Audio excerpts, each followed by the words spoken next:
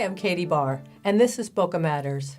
On Tuesday evening, February 26th, Boca Raton City Council voted unanimously not to grant a variance to build on the beach at 2600 North Ocean Boulevard. Joining us today is a resident who spoke at the meeting, Joe Graubart. He's the former vice mayor of Surfside, Florida. He's now a resident of the downtown district of Boca Raton, the CRA. Hey, Joe, thanks for stopping by today. Thank you. Thank you for inviting me. It's good to see you again. Good to see you, too. Thank you. So you were at the meeting Tuesday evening. Yes. And how would you describe the energy in council chambers? Well, both overflow rooms, which are to the east and west of, the north and south of the chambers, were pretty full. And there was a lot of energy. People were very upset with any potential development on the dunes and the beach. Right. Now, it was also a very rainy night. You know, some Yes. people chose to stay home. What motivated you to get out there and speak?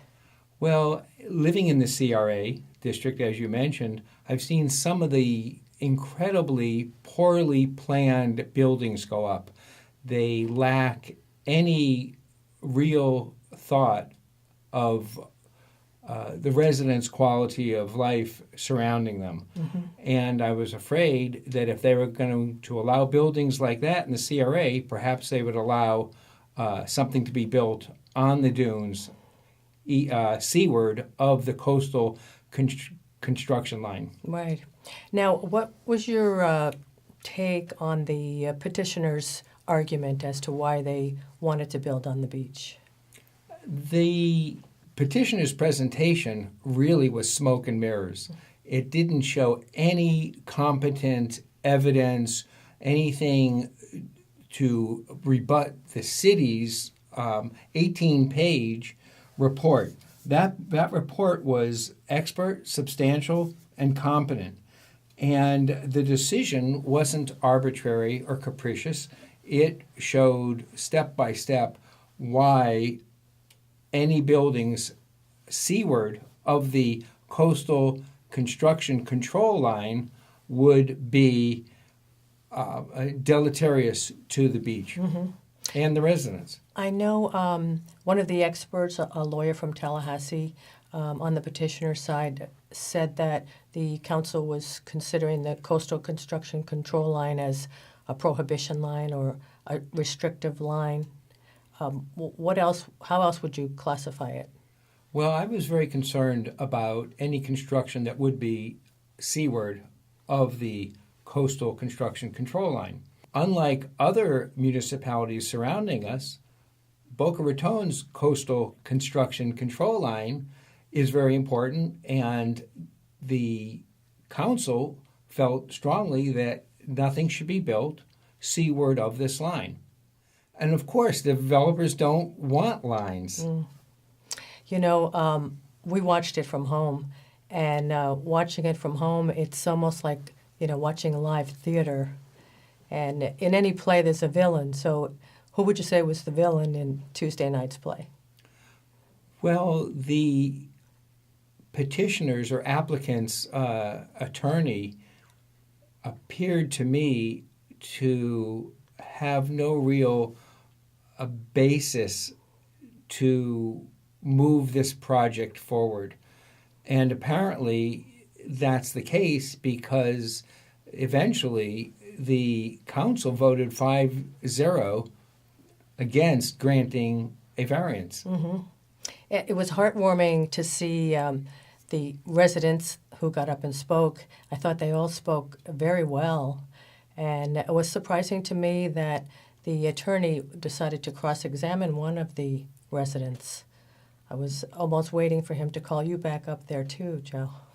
Well, I was almost looking forward to him because I served a term as a commissioner, a term as a vice mayor, and 2 terms as the chair of the Planning and Zoning Board. And I have never seen an attorney across a speaker, a resident. And that did not go over well. And he was condescending and, in my humble opinion, rude. I'd like a little more time. I was I'm sorry, interrupted by two outbursts. So, Mr. Sweetapple, you were interrupted as I was calling time. You've had an opportunity previously to question this witness. You have 10 minutes for rebuttal and certainly can make whatever points you need without testifying a lay witness as to her expertise in legal matters, which she says she does not have. I understand, but she was confused, and I want to help her become unconfused as to I'm sure she may appreciate your help, but your time for cross-examination has expired, sir. Do you think we'll see more of developers coming forward and trying to petition the city to get variances to build on the beach? Well, you're probably asking the wrong person in that I think developers and speculators tend to be, if you want to think of them as good, that they're children in a candy store, and they'll just eat until someone stops them, or at worst, they are pigs at the trough. So they'll try to do anything they can. Go look at the construction project behind the downtown post office. Right. Walk around it. Right.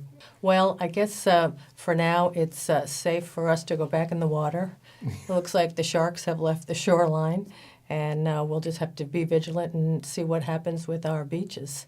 Absolutely, and you can see the winds of change have shifted on the city's council. Right. There's a good chance that just 4 or 5 years ago, this would have skated through and would have gotten a 3-2 vote. True. With our former mayor gone and a new mayor who is very astute politically, and the others, and electing Andrea Levine O'Rourke and Monica Mayotte, they are grassroots. They have their thumb on the pulse of what residents fear. And they fear developers pushing the envelope, and in this case, trying to build seaward of a well-established line that the buyers of this property were well aware of. Where was their hardship? That's the question. Well, Joe, we appreciate you stopping by and talking with us today. Great. And we'll stay on top of this. Thank you very much for having me. Okay. That's it for today, folks. Thanks so much for joining us, and we'll see you next time.